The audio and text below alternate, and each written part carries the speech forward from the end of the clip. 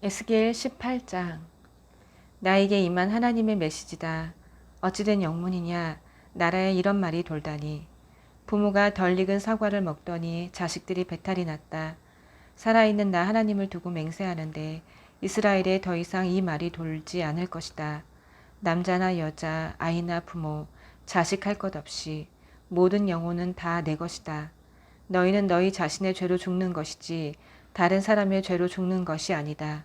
정의롭고 올바르게 사는 의인이 있다고 하자. 그는 이방 산당에 바쳐진 음식을 먹지 않고 이스라엘의 인기 높은 우상들을 숭배하지 않고 이웃의 배우자를 유혹하지 않고 함부로 성관계를 갖지 않고 누구도 학대하지 않고 담보물로 재산을 늘리지 않고 도적질하지 않고 줄이는 이들에게 기꺼이 먹을 것을 주고 헐벗은 이들에게 입을 것 주기를 거절하지 않고 가난한 이들을 착취하지 않고 충동과 탐욕에 따라 살지 않고 사람을 차별하지 않고 나의 율례를 지키고 나의 규례를 높이며 신실하게 그것을 따른다.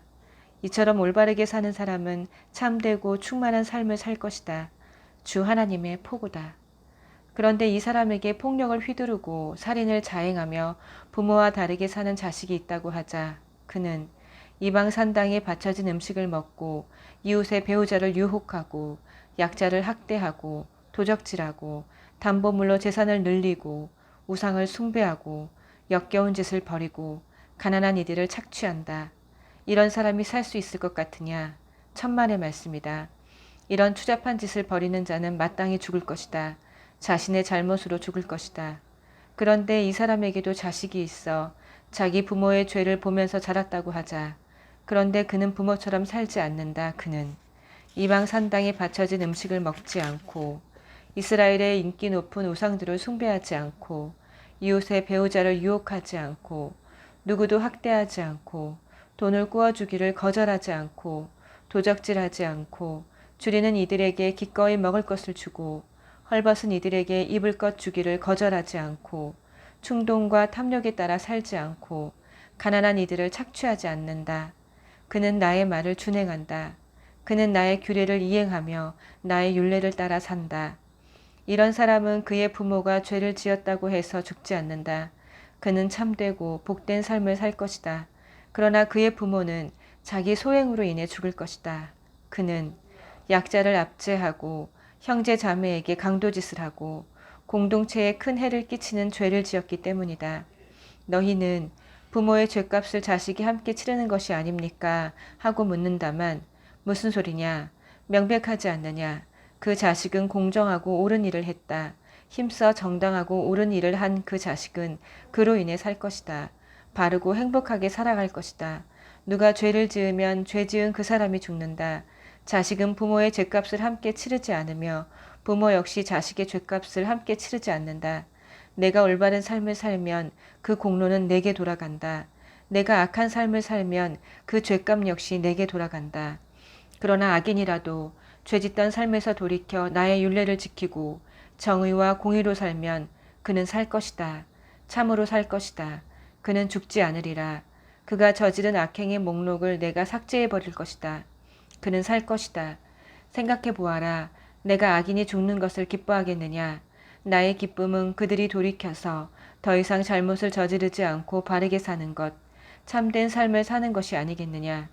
반대로 선하게 살던 사람이 바른 삶을 버리고 악인이 저지르는 온갖 추하고 역겨운 짓을 따라하는 경우도 마찬가지다. 이 사람이 살겠느냐? 나는 그가 행한 선행의 목록을 삭제해 버릴 것이다. 그는 자신의 반역과 그 쌓인 죄로 죽을 것이다. 이를 두고 너희가 공정하지 않다. 하나님이 공정하시지 않다고 말하느냐? 이스라엘아, 잘 들어라. 내가 공정하지 않다고 보느냐? 공정하지 않은 쪽은 너희다. 선인이라도 선한 삶을 버리고 죄짓기 시작하면 그는 그로 인해 죽을 것이다. 자기 죄로 죽는 것이다. 마찬가지로 악인이라도 악한 삶에서 돌이켜 선하고 공명정대하게 살기 시작하면 그는 자기 생명을 구할 것이다. 지금껏 자신이 저지른 모든 잘못을 직시하고 그것들과 단호히 결별하면 그는 살 것이다. 참으로 살 것이다. 그는 죽지 않을 것이다. 그런데 이스라엘은 계속 공정하지 않다. 하나님이 공정하시지 않다며 징징거린다. 이스라엘아, 나더러 공정하지 않다고 하느냐? 공정하지 않은 쪽은 너희다. 이스라엘아, 요지는 이것이다. 나는 너희 각 사람이 걸어온 길대로 심판할 것이다. 그러니 돌이켜라. 반역 행위에서 돌이켜 죄로 인해 나락에 떨어지는 일이 없게 하여라. 과거를 청산하여라. 부디 반역을 그쳐라. 마음을 새롭게 하여라.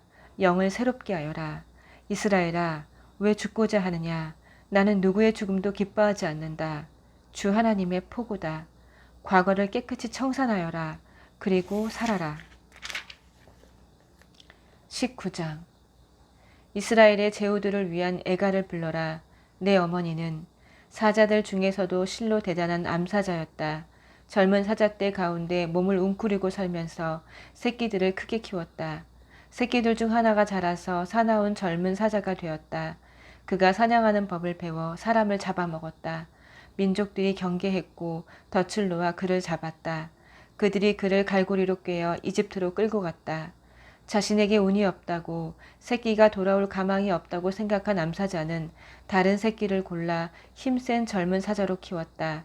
그는 다른 사자들과 어울려 먹이를 찾아다니는 사나운 젊은 사자가 되었다. 그가 사냥하는 법을 배워 사람을 잡아먹었다. 그는 사람들의 방어망을 뚫고 활보했으며 그들의 도성을 폐허로 만들었다. 그가 포효하면 온 나라가 겁을 집어먹었다. 민족들이 합세하여 그를 사냥하러 나섰다. 모두가 그 사냥에 동참했다. 그들이 덫을 놓아 그를 포획했다. 그들은 그에게 나무 마구를 채워 바빌론 왕에게 데려갔다. 이제 더는 들리지 않는다. 이스라엘의 평화롭던 산들의 정적을 깨뜨리던 그 포효 소리. 여기 또 다른 이야기가 있다. 내 어머니는 흐르는 강물 옆에 심긴 포도원의 포도나무 같았다. 물이 넉넉하여 가지는 무성했고 포도 열매 또한 풍성했다. 가지가 어찌나 튼튼하던지 깎아서 제왕의 홀로 사용할 만했다. 포도나무는 하늘 높이 쑥쑥 자랐고 쭉쭉 뻗은 가지들은 멀리서도 보일 정도로 무성했다. 그런데 분노의 손길이 그 나무를 잡고 뽑아 땅바닥에 내동댕이 쳤다. 뜨거운 동풍이 불어오니 나무가 오그라지고 열매도 모두 떨어졌다. 튼튼했던 가지들은 다 말라서 불쏘시개로 밖에 쓸 수 없는 것이 되고 말았다. 이제 광야에 꽂힌 나무 막대기, 불모의 땅에 박힌 나무 토막에 불과해 그것은 불을 지필 때나 광야에 모닥불을 피울 때 쓸모 있을 뿐이다. 제왕의 홀로 사용할 만하던 그 튼튼한 가지들, 이제 흔적조차 없어졌다.